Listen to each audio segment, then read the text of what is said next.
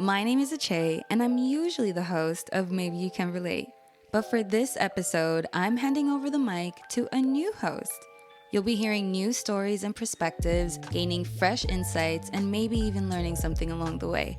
Don't worry, I'm still here and I will continue sharing episodes about my own journey, but now with the added voices and experiences of others. And if you want to host your own episode, check out the caption for more info. I hope you enjoy this episode, and who knows, maybe you can relate. All right. I can't start my podcast like that. That's crazy. First of all, big shout out to Che for having me on this. It's been a long time coming for sure. And I don't know why you reached out to me and said I could be able to do this because listen, man, you're opening the doors to toxicity, baby. No, I'm kidding. I'm not doing that. I'm grown now. You know, I'm more mature. I have good intentions. I should start by introducing myself. My fault. Okay, so my name is Duke. I go by Oxcore Daddy, Direct Poppy, Jameson Poppy, aka Mr. Let Me See What's in Them Pants, aka just playing, cause you know what I mean. Like, come on, man. I'm about to be 30. I'm moving different. I'm in therapy. You know what I mean. I'm enlightened. Come on, man. I'm different now, yo. No. Yeah. So for those of you who don't know me, I'm a podcaster. So I've got a couple podcasts. I have my own podcast called Return to the Mac podcast, and I'm also on Extra Gravy podcast. So my podcast, I really just discuss, pop culture, new music, and then also I get into some dating pieces as well. Like we're now introducing this new segment where we have listeners send emails in, and I give some advice, and it's fun. Honestly, it's been fun. I want to get more of those, but ultimately, I'm here to say a few things to get things off my chest. This is a great platform, actually. Honestly, I'm really happy you made this, and it's really cool. It's a really sick concept to just have people, do like their mini event sessions and have it live on your platform, and maybe people can relate. So I hope people can relate to some of the things that I have to say today. All right, let me start with one of the recent changes that happened in my life: therapy. Yes, your boy's in therapy, man. Come on, man. Salute to black men in therapy. Bettering themselves. Yeah, I came with sound effects. Come on. No. This is therapy has been a thing that I was thinking about for a long time. Just because I think it's great to help you. I've always been someone who's very cerebral, someone who's very self-reflective. And I like having conversations about why things are done or why I do things or kind of why people do things as well. So I think I always view therapy as kind of like holding the mirror up to yourself and showing you things that maybe you didn't necessarily see. So it was definitely something that was on my to-do list, but I think it definitely got fast-tracked, or maybe not fast-tracked, but the reason why I started it, I think it's honestly doing my breakup. I still don't know if it's really because of that, but had a breakup happen last year. It was unfortunate. It was a whole thing. And it took a toll on me. It really did. And I didn't know to what degree. Because, when it first happened, it was explosive. And I was like, oh, shit. Whoa. Like, this is not expected and all these things, right? Because I got broken up with. And that's the first time I've ever got broken up, to be honest. And so, you go through the motions a bit. And then you feel like, okay, I've dealt with it. But then other things start happening in your life. And you're like, bro, this is so weird. I don't understand why this is happening to me. And then a few weeks go later, and still things are happening. You're like, okay, I have no idea what this is, but this has never happened to me, right? And you're trying to you're trying to be a detective, trying to see maybe it's this or maybe it's that. And then some people close to me are like, yo, bro, maybe it's your breakup. Maybe it's because you haven't fully really dealt with it, And I'm like, bro, what is it? And I'm like, okay, fuck it, sure. Because I'm just at this point, I just want things to be back to normal. And so I reach out to a therapist. You go through the whole process of first few it's called first sessions, I think I did, where it's you get to meet with therapists for a couple chats to see if it's going to be a fit on both sides. And me being a guy, I'm like, yo, come on, man, I'm going to impress all these people because they're going to be like, oh my God, you're so well spoken and you're so aware of your feelings and shit. And ultimately that's what it was. But I found a good therapist, and I think it was maybe the third or second chat, because it's a 15-minute conversation, and I think through that is when I found her, and I was like, oh, she's dope. And yeah, we started doing some sessions, and through that, I went to her. I'm like, hey, she's like, oh, why are you in therapy? And I'm like, I kind of explained what I just said of hey, I went through this breakup. I think it's because of this. I'm not really sure, but I'm also seeing some other symptoms kind of manifested in my life, and I'm not sure if it's associated to that. And she's like, sure, I specialize in that, so I can definitely help you with that. And so many discoveries were made. Through that, I realized that I have such shit boundaries when it comes to people that are close to me. And that was mind boggling, really, because I never thought of myself as that, and I think I value loyalty a lot too, and especially when people that are close to me, and that's to a detriment, to where it's like, how can I break this down? Um, so the boundaries are shit when it comes to people that are close to me, because of, I think, how I was raised, probably, to value loyalty, right? And okay, I'm thinking, do I want to get into detail? Fuck it, I'll get into detail. It's fine. Growing up, I saw my parents help out people back home a lot, right? Sending money, making trips out there, really just helping when they can. And even sometimes when they couldn't, they would still help because their perspective was like, hey, God has blessed us with all these resources, whether it's money, being relocated here in Canada, and people back home are not as fortunate as us and as you. So if we're in a position to help, we have to help. And that's one of the values that I've just took and internalized it. Maybe that's the wrong term, but I just took it and just, applied to myself. And so, but in doing that, I was able to see that, like, hey, my parents are helping, and it's almost to their detriment, and also to the detriment of us a little bit too. Like, we're kind of being sacrificed in all this. Just in terms of, like, an example would be like, we've never gone on a full family trip, and that's crazy because it's never that they couldn't afford it. It just wasn't a priority, and I think, like now when we talk about it, they're like, no, we could have done that. Of course we could have. But I'm like, but that's not what you were telling us. Like, I'm talking to me, being talking to my parents. Like, they would be like, nah, like, that's too, listen, we can do that later, or they'll say things like, we can't afford it, and I'm like, what? And then when I bring that up now, they're like, oh, we never said that. What the can't afford it? Were you crazy? Right? But it's like, it's just like the perspective is so different. And I think the way they viewed it is that, hey, you kids are fine. Like, you guys are here, you guys are living, you guys are fat, which means that you're living well above your means. You know what I mean? Like, you're eating just fine. And the people back home are not. Like, they're struggling to do X, Y, Z, and all these things. And it's like, they're leaning on us because we could help them.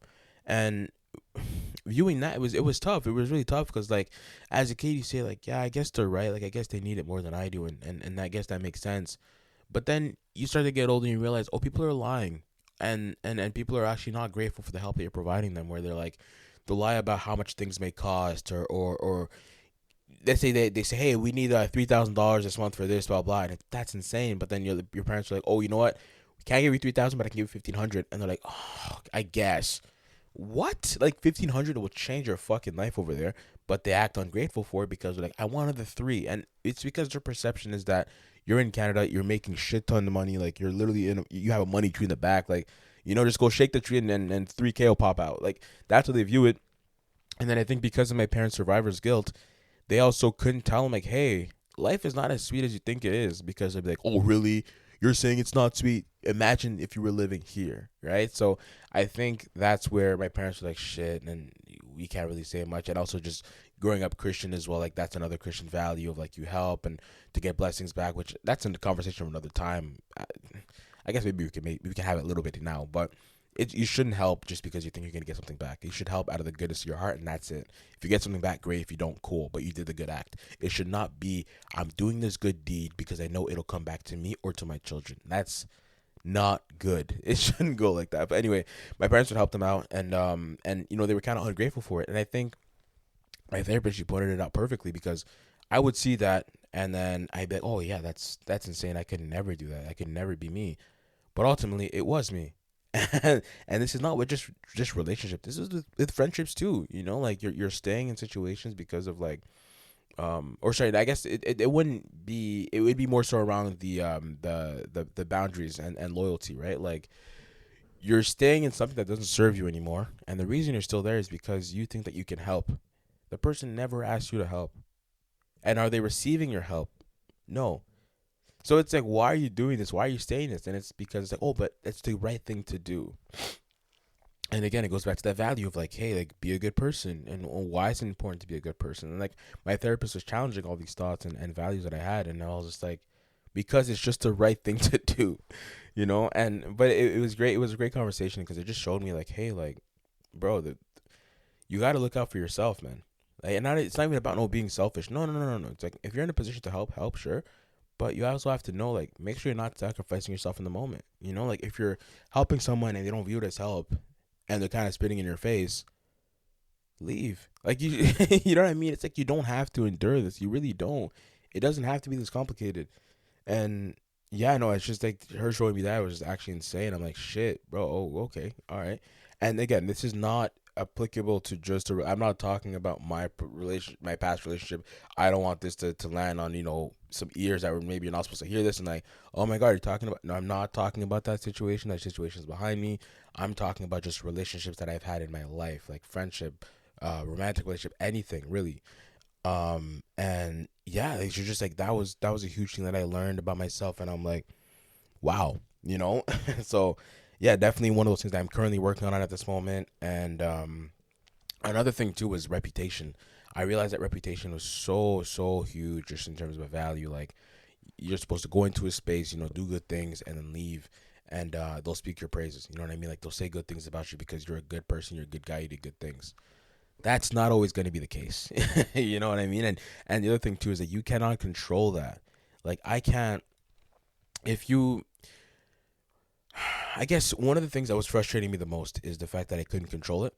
Because if I'm close with someone, right, and things go left, like whatever it may be, if they leave that situation thinking something other than what I thought, or like kind of what happened, because ultimately that's what I think is frustrating, right? Like we did something, it didn't work out, cool, we part ways, cool. But if you then go on to tell people like, oh, this is what happened, or this is this, or he did this, or he did that, and it wasn't what happened, it drives me mad because I'm like, I worked so hard on making sure that my reputation was going to be good by just treating you with grace and kindness.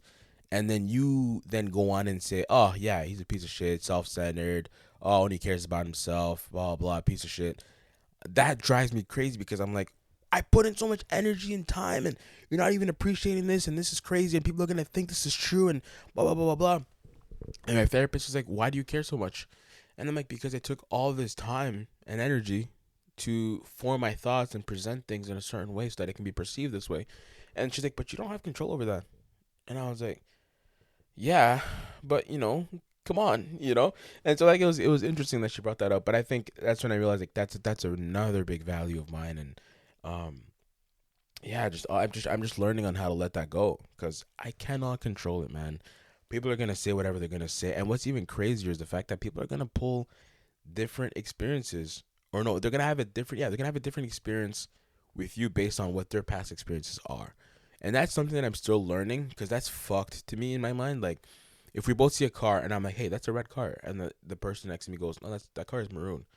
I'm like, what?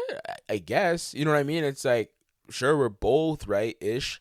But then what's crazy is like the broken telephone thing almost happens where the person is like, oh, yeah, like, this car's like maroon. And they go tell somebody else. The person's like, yeah, like the car's like, reddish, brownish. And then they go tell somebody else. The person goes, yeah, the car's like brown. And the person goes, oh, no, the car was like black. So it's like, we've veered so far from the car being red to which is what I agreed on initially. And now the car is now black. You get what I'm saying? I don't. Am I losing anyone with this? In my mind, it makes sense, but I think I don't know. That's the best way I can kind of explain it. But I think yeah, when my therapist told me that, I was like, shit, this is insane, and that you really can't control it. So yeah, I'm just trying to learn to like let that go. Another thing as well is stress management too. Um, yeah, no stress, man. It shows up on the body. Take care of yourselves.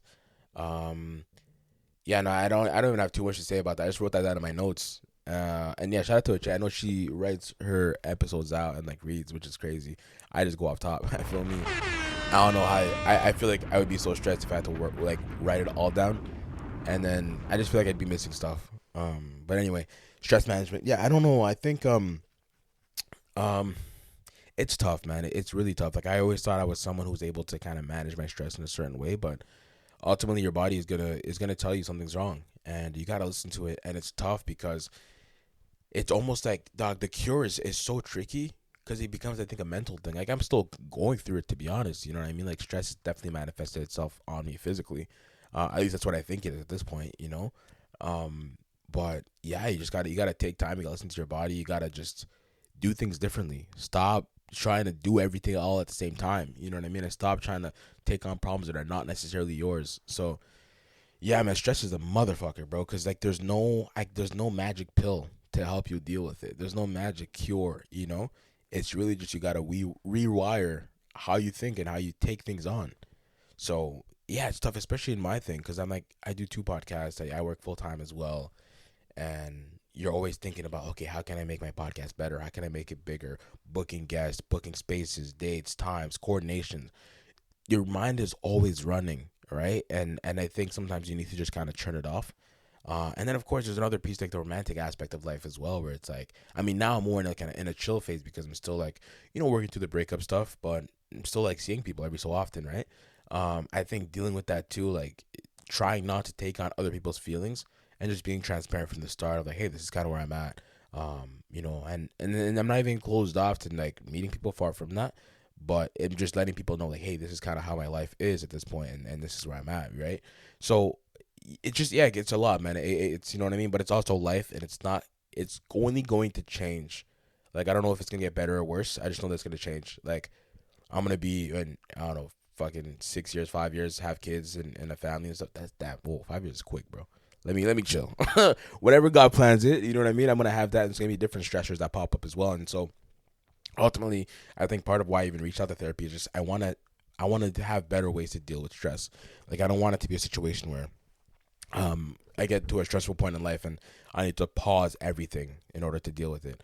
I want to be able to deal with it as it comes, and in a more meaningful way, in a more, I guess not impactful, but in a better way, to be honest. Just I want to be able to manage it better. So hopefully therapy is going to be able to teach me that. Um, Another thing too. Oh, I listened to the Nia and Saundra episode. That was an interesting one. That was a very interesting one. Nia was in like a million-year relationship, and then she left that, and now she's like mid-20s. She said late 20s. That's 26 is not late 20s. Maybe I'm misremembering her age, but that's not late 20s. I'm fucking late 20s. Fucking, I'm turning 30 in a few months. I mean, a couple weeks, but no, I think her a lot of her feelings are valid. You're in a relationship for that much time, and like she even said that they were kind of like disconnected towards the end, and then like now you're out dating and stuff. So it's like that's not easy to do. Like dating in your mid 20s in Toronto at this year, like in this year. Oh my God, I don't envy you. But if I could say a couple of things, I would say like, oh, she's not gonna want to hear this. Look at me providing unsolicited advice. She didn't ask for this shit. I'm just talking. All right, I'm just listening, man. Nia, don't shoot me. All right. You need to take time. All right, take time. Like, I'm sure you've taken time to yourself and just be like not dating and stuff. But I'm only saying that because of like your attitude towards men. You mentioned you hate men, which I don't fully believe that you hate men, and I get it. 'Cause obviously, I have female friends like they talk like that too, and it's girl talking, it's fine. But in terms of you saying like you have no patience for men, that's when to me I was like, ooh, like that. It's a tricky one because I do understand it, and there's a lot of ancient niggas. Like, trust me, there's a lot of niggas who are saying, I just want a girl who's patient. And that's code for saying, I want to get my bullshit off and I want you to be next to me. Like, be loyal, be a wifey, blah, blah. And they're not offering shit. But at the same time, what happens is that, let's say you meet a nigga like me. And yeah, listen, I'm not even trying to, like, that. This sounds crazy. I'm not trying to pitch myself to you. Far from that. I'm just saying, like, I can only speak for me and how I date, right? And how I am as a guy. If you meet someone like me, and, you know what? Fuck that. I'll just talk about my own experiences. I've been on the other side of that, where the girl's been in a relationship that was terrible, or she's just been on like a bunch of dates, or like she met a bunch of guys that were just trash, and then she meets you. She's like, oh shit, like this guy's great, and I'm like, yeah, bro, I was trying to tell you that, but it takes a lot of time for me to even get there because of the patience piece. They're very cautious. They're very afraid. They're like, I don't know this guy. I don't trust this guy. You know what I mean? Like, and it's like you have to constantly prove to them that you're a normal guy or like a good guy, and it's like, yeah, no, like this is kind of my standard, like I operate like this. And then they're like kind of mistrusting of it, and I don't even know that's necessarily going to be Nia, but I'm only bringing it up for the patience piece, right? Like it takes time to learn people, and I think that's what a lot of dating is. I'm learning you, and I'm learning how to love you. I'm learning how you tick, and I'm learning just things about you, like to see if we're going to be a fit on both sides, right? So like in that process, we're both teaching each other things, and there's not things that I'm going to be. You can't expect me to know these things from the very jump. So it's like I think the patience thing. I'm like that's tricky, but again, I think discernment comes at play here. Like you got to be able to pick like better people, but I guess that's tough to do because people lie and they're deceivers and shit. So it's tricky. But discernment, I think, is a bigger play here. Patience, you need patience, especially when it comes to love and everything else. Like what you honestly, a lot of love is patience. It's really, it's now I'm getting deep now, but it's really that like I'm with this girl. I love her. I'm I want to learn her, and I want to teach her me. Like, I can't be mad that she doesn't know how to love me yet. You know what I'm saying? And it's like, this is like obviously before we get to the love stage, but I can't expect her to know all these things about me just because it's in my heart. You know what I'm saying? It's like, oh, but if she loved me, she would know. Huh? Bro, like, there's things that you didn't tell people. How do you expect them to know? And like, I love having these conversations with women, and like, they'll receive it well. They're like, you know, that you're actually right. I'd never showed you this. And I'm like, perfect. But there's also times where it's like, you have these conversations with women, and they're like, now you're supposed to know. And I'm like, oh, you're not my match. All right, cool. You know what I'm saying? So it's like, I think having that patience is really important, especially with a partner. Like, come on, you gotta work through those things. And you even talked about Nia talked about what getting hugged from the back, and like how that's her specific thing. And like, Saundra had a thing as well. Saundra's like a little ball of anger, she said, which is funny. But ultimately, I think, yeah, the other point that I wanted to bring up as well is that every girl likes flowers. Not true. I thought this earlier on in my dating experiences, and I was like, oh, like, all girls like flowers, you know, roses, or whatever the fuck it could be, but they all have flowers. And then I realized, like, through like dating a few women, like, I guess more relationships wise, they're like, no, I actually don't like flowers. Like, I these are more my thing. I like these specific chocolates, or like, I'm obsessed with like fuzzy peaches or shit like that. I'm like, oh shit, so that's your version of flowers. Got it. And so it's like, you gotta pay attention to these things, because it means way more than just getting like a million flowers delivered to the door in that specific scenario, right? Like, the amount of times I wanted to like go all out and like rent not rent a hotel room, but just like get like a reservation at the super fancy restaurant, get all dressed up, do all these things. But it's like, dog, you're really living out your fantasy. It's not about you. Like, it's not about her. You know what I mean? It's like, what does she want to do? And I think, like, through relationships I was able to learn that that it's really just about like the specific things that they like. But what was I going with this? Oh, I guess it's just about like learning people, and like, not every girl loves flowers. But I honestly, the older I'm getting, I'm realizing like most girls do, to be honest. So like, if you're not sure, send the flowers just in case. But I think the point that she was making, or they were making, both Nia and Saundra, was around Valentine's Day, and how yeah, you should definitely be doing something for Valentine's. That's crazy. If you're in a relationship and you're not doing shit for Valentine's Day, fam, you're that's cooked. You're fried. I don't know what's going on there. That's actually insane.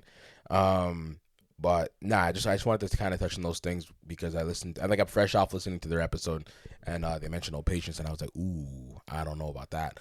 And then the no flowers thing is like, okay, but nah, yeah, honestly, yeah, I mean, I would love to chat with them, because they were cool. That was interesting. Also, Che listeners, I want to get Che on my podcast soon, so we're just still coordinating a date for that, but that's definitely gonna happen, and it's gonna be a very fun conversation. We've got a lot of things to talk about. Ache has a lot of opinions on things, and I'm excited to chat those things with her. So, no, I think that's all I had to say. Again, I speak fast, so I'm sorry if during the episode you were like, "What is he saying? He's speaking so fast." And if I made you laugh, or if I made you smile, or if you agreed with anything I said during this episode, please tap in with me on my platform, Return to the Mac podcast, or listen to Extra Gravy, which I think you may already be listening to, because it's a huge podcast, and we're in Toronto, and we're like that, you know what I mean? We're like that, you know? But nah, thank you again, Jay. Big thank you to you for letting me on this platform to say a couple things to people. I hope this resonates. I hope you can relate. See what I did there? You know, maybe you can relate. Ultimately, thank you. And like I said, man, listen, the socials are gonna be in the description. I hope so. And you can tap in with me on my personal or on the pod page. But thanks again, and I hope you guys have a great rest of your day. Whether it's you're listening in the morning, in the evening, I'm just chatting at this point. Let me just log off. All right, bye.